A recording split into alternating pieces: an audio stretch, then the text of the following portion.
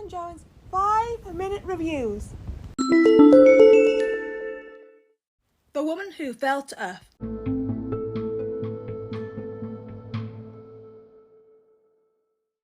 Jodie Whittaker's debut is probably one of my favourite Doctor Who openers of all time, and I just love the whole concept of it, but also it introduces Ryan, Yaz and Graham to Doctor Who universe. Graham and Ryan are related, and Yaz is just a training police officer who wants more, and they're all thrown together on this train, and then the Doctor comes down after that crash with the tires flying off, and also they encounter this orby thing or squiddy thing, and it's one of the most, which is, it's a gravity call, and I just think it's one of those interesting moments, and it's after this guy called Carl. Yes, Carl. I mean, we all love Carl. I just think in terms of storytelling, this is definitely different, but I also love the fact that it introduces a new tenure, but also brings it with a new flavour. And especially with Joy now being the Doctor and she being a female, they're not afraid to address things. For example, there's the Pika body reference, which I love. And then there's a comment later on where she says, "It's been a long time since I dressed in women's clothes." A bit of a kind of a little hint towards something there. But I love Manic Girl, Bridie Walsh, Tom, and also Shamrock Clock. I remember at the time I was obsessed, and her character arc in this episode is so beautiful. But at the end, it's kind of tragic and emotional when she gives her life to stop Tim Shaw, and it's one of the most emotional moments.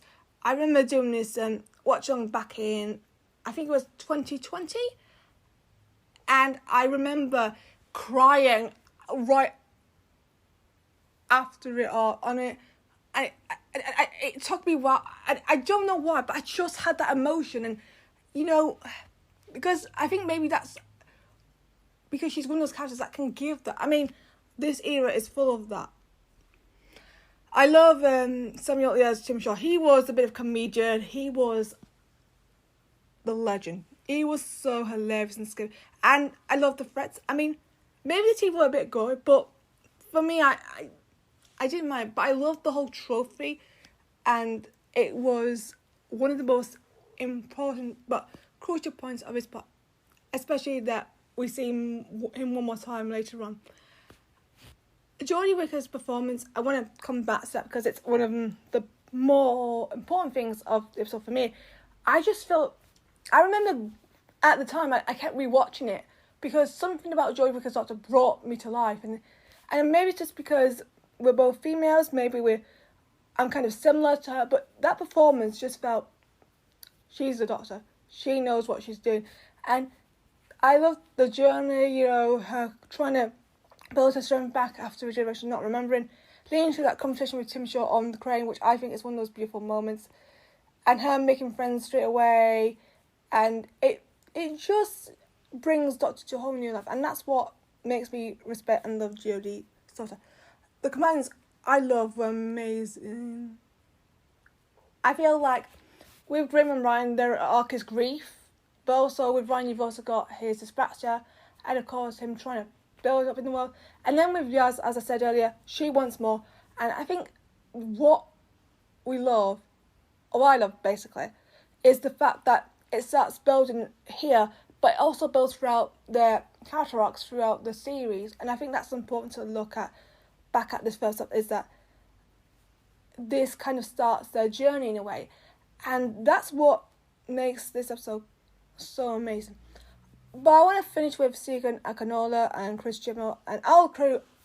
Thank you for making this story work, because I just think this is one of those episodes where I feel like I really love, and it's brought the new world, a new era, and allowed me to enjoy this era from start to finish. And yeah, it's definitely one of my favourite openers.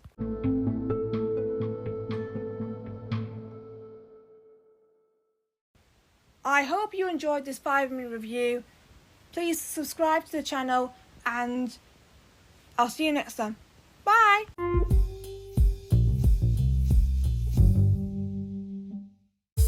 Thank you for listening to the podcast. Subscribe to Phasma Endurance and stay tuned for more podcasts. See ya!